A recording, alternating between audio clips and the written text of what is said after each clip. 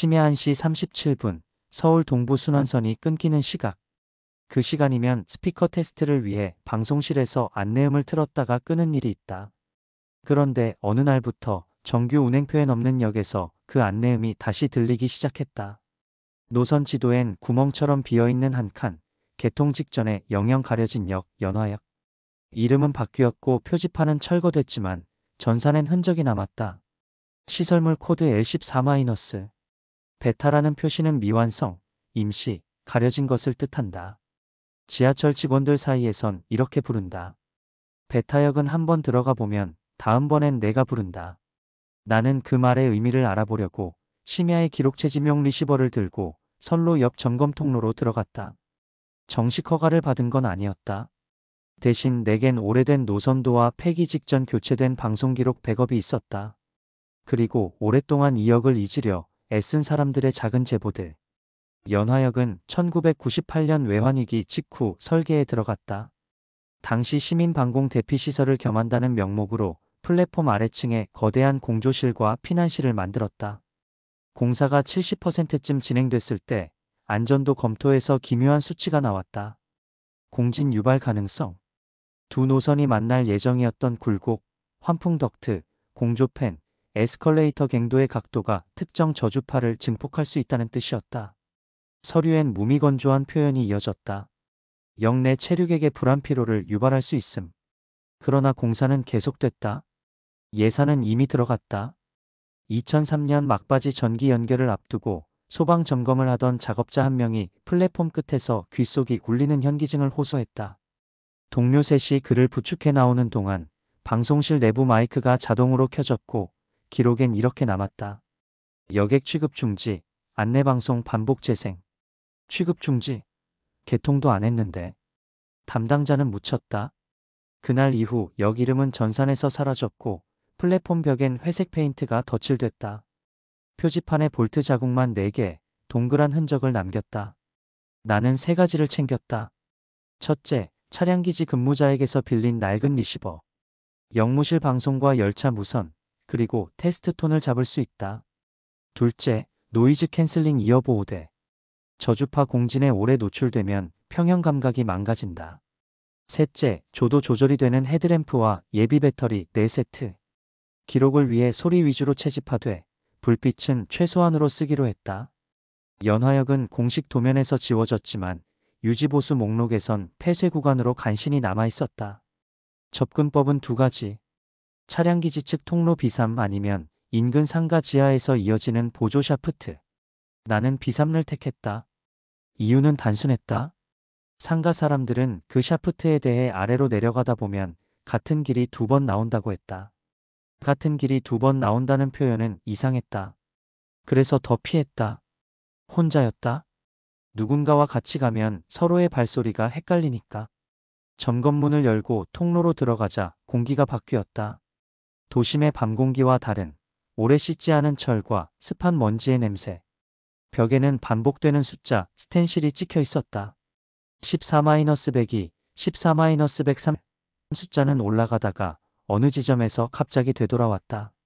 다시 14-98. 통로는 오른쪽으로 굽은 뒤 잠시 직선이 되었고 멀리서 열차의 잔향 같은 바람이 밀려왔다. 리시버를 켰다.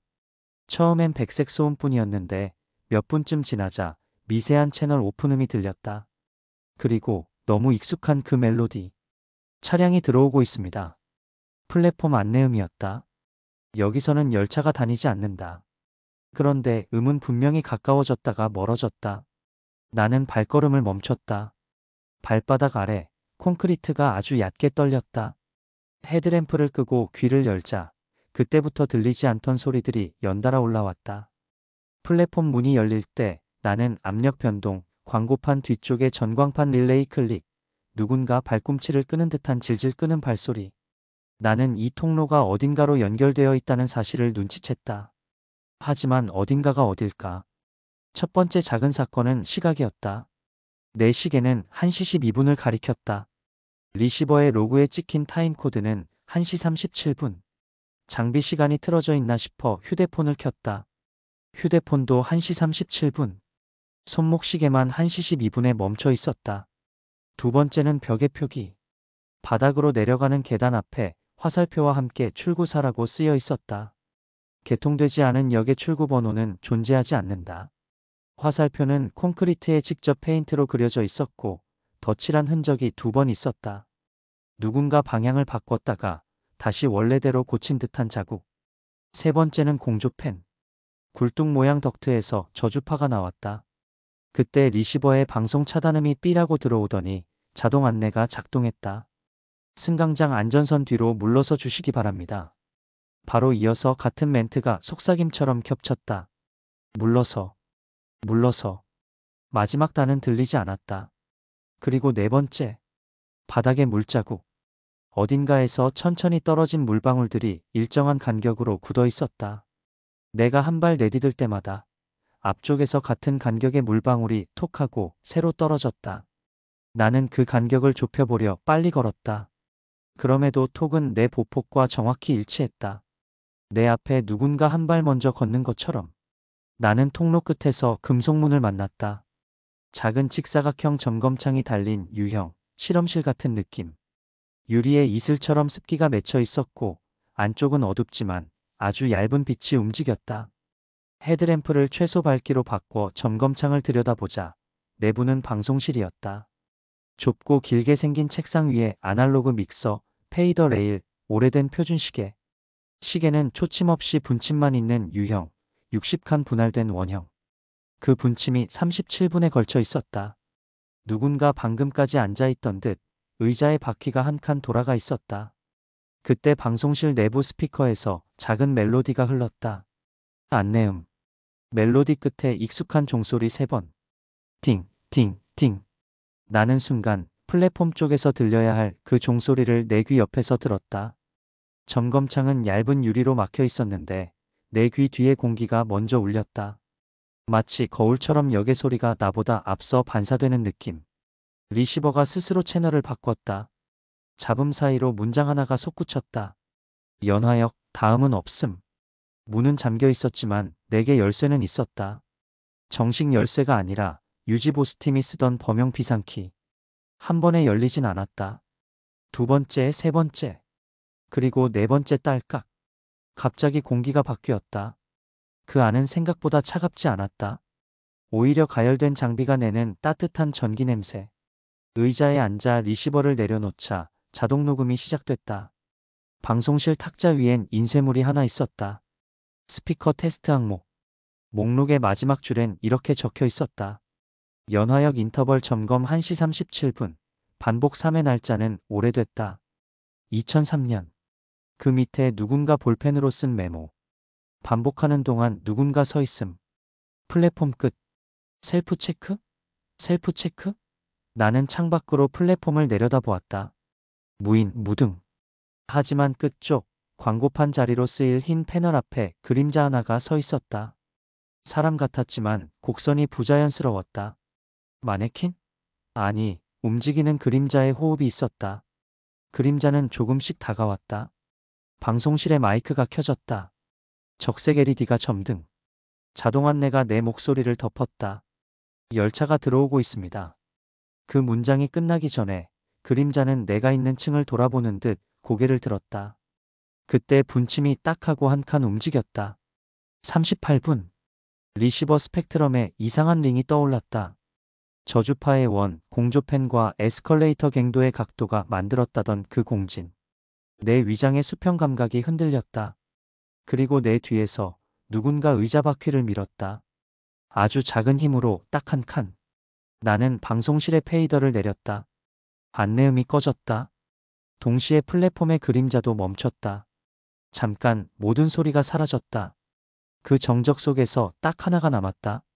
선로에 남은 전류가 바닥을 타고 스치는 소리, 고양이 혀처럼 부드럽게 콘크리트를 핥는 음색.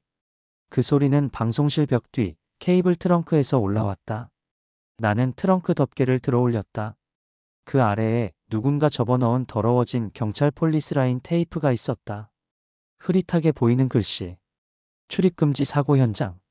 함께 접힌 종이 조각을 펼치자 오래된 보고서의 일부가 보였다. 2003년 8월 연화역 시험방송 중 실습생 1명 실종. 마지막 기록 1시 37분 스피커 테스트 3회 반복.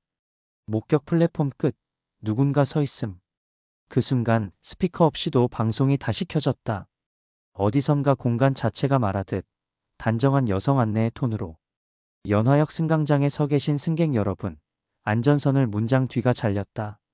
대신 속삭임이 겹쳤다. 서, 서, 서. 나는 방송실 마이크 전원을 뽑았다. 빨간 LED가 꺼지지 않았다. 전원이 아니라 누군가 이름을 부르는 불꽃 같았다. 내 이름이 입 밖으로 흘러나와야 했지만 혀 아래서 미끄러졌다. 나는 그때 알았다. 이 역에서 바뀌는 건 시간도 노선도 아니고 먼저 바뀌는 건 호출이라는 걸. 누군가 부르면 다음부턴 내가 부르는 법이다. 나는 도망치듯 방송실을 나왔다. 점검문을 닫고 통로로 돌아서는데 벽 스텐실 숫자가 눈에 들어왔다. 14-102, 14-103. 올라가던 숫자가 14-137에서 멈췄다. 137? 137. 숫자는 방향이 아니라 호출이었다. 나는 뛰었다. 한 모서리를 돌자 같은 모서리가 또 나왔다. 숨이 가빠질수록 리시버의 잡음은 리듬을 탔다. 칙칙 내 발걸음에 맞춰. 내 앞에서 물방울이 톡하고 먼저 떨어졌다. 계단이 나왔다. 올라가면 비삼점검 출입구가 있어야 했다. 그런데 계단참의 표지판이 바뀌어 있었다. 출구. 나는 망설임 없이 올랐다. 문을 열었다. 차가운 밤 공기 대신 따뜻한 실내 공기가 밀려왔다. 낯익은 냄새. 내 작업실의 냄새였다. 책상 위 노트북 화면에 웨이브폼이 흐르고 마이크 옆엔 빨간 점이 깜빡였다. 방송실에서 보았던 분침만 있는 표준 시계 그것과 똑같은 시계가 내 벽에 걸려 있었다. 분침은 37분을 가리켰다. 그 순간 내 휴대폰이 진동했다. 라이브 알림. 연화역, 지금 생중계 중.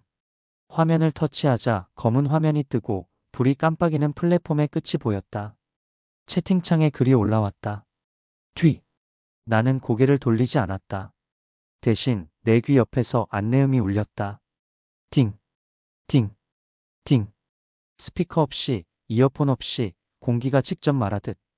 그리고 아주 또렷한 단 한 문장. 다음은 없음. 연화역 구간은 여전히 지도에 없다. 하지만 시설물 정비 보고서엔 간간히 같은 문장이 반복된다. 심야 137, 안내음 비정상 송출. 점검자 어지럼증 호소. 플랫폼 끝 그림자. 보고서의 작성자들은 자주 바뀌는데 문체는 닮았다. 단정하고 끝에 가면 갑자기 짧아진다. 교대자들은 말한다. 야간 근무 때는 무전 대신 구두로 호출해. 무전은 쓴다. 그 말의 뜻을 묻자 그들은 눈을 피했다. 상가 지하 보조 샤프트는 폐쇄됐다. 봉인판엔 스프레이로 커다란 글씨가 쓰였다. 배타는 없다. 그러나 그 글씨는 자꾸 덧칠된 흔적을 남긴다. 없다의 획을 지우면 있다가 된다. 연화역이 사라진 자리의 숫자는 여전히 돌고 있다. 14-137, 14-137, 14-137. 어느 날 밤, 내 방송 알림이 동시 접속령에서 갑자기 200으로 튀었다. 채팅엔 다른 문장이 올라왔다. 물러서. 나는 마이크를 끄고 방에 불을 껐다. 어둠 속에서 내 시계의 분침은 움직이지 않았다. 대신 내 가슴뼈 아래에서 작은 진동이 분을 세웠다. 37, 38, 39. 그리고 깊숙한 곳에서 누군가 내 이름을 불렀다. 누군가 아니라 다음번 방송의 시작 멘트였다. 다음번엔 내가 먼저 부를 차례였다. 이 현상을 모두 초자연으로 설명할 순 없다. 지하 구조물에서 저주 파인프라 사운드가 공진을 일으키면 멀미불안 피부 전율 같은 반응이 생긴다. 긴 통로와 환풍 덕트가 각을 맞추면 소리가 방향을 속인다. 시간 지각도 흐트러진다. 안내음 멜로디는 뇌가 익숙한 패턴이라 실제보다 선행 지각될 수 있다. 그러나 설명되지 않는 조각이 남는다. 1시 37분의 반복, 미개통역의 방송 로그, 서로 다른 팀의 보고서가 동일한 묘사를 공유한다는 점. 나는 인간의 개입을 의심한다. 피난시설 겸용이라는 구실 아래, 플랫폼 아래층에 계획된 통제훈련. 한 번의 실종, 연속된 은폐, 그리고 그 빈자리를 메우는 호출문화. 인간이 만든 위험이 결국 가장 지난한 공포를 낳는다. 배타라는 말은 임시를 뜻한다. 임시는 오래가면 상시가 된다. 상시가 되면 지도에서 지워도 사람의 입으로 남는다. 입에서 남은 것은 언젠가 진짜가 된다. 다음은 없음. 끝에서 부르는 그 말은 사실 여기서 내가 끝이라는 뜻일지도 모른다. 이 이야기를 들은 뒤로도 심야 안내음이 늘 같은 시간에 들린다면 그건 우연일 수 있다. 다만 그때 내 방의 공기가 먼저 울리면 스피커보다, 이어폰보다 그때는 플랫폼 안전선처럼 한 발 물러서라. 아니면 다음 방의 문이 열릴 때 너의 이름이 먼저 불릴 것이다.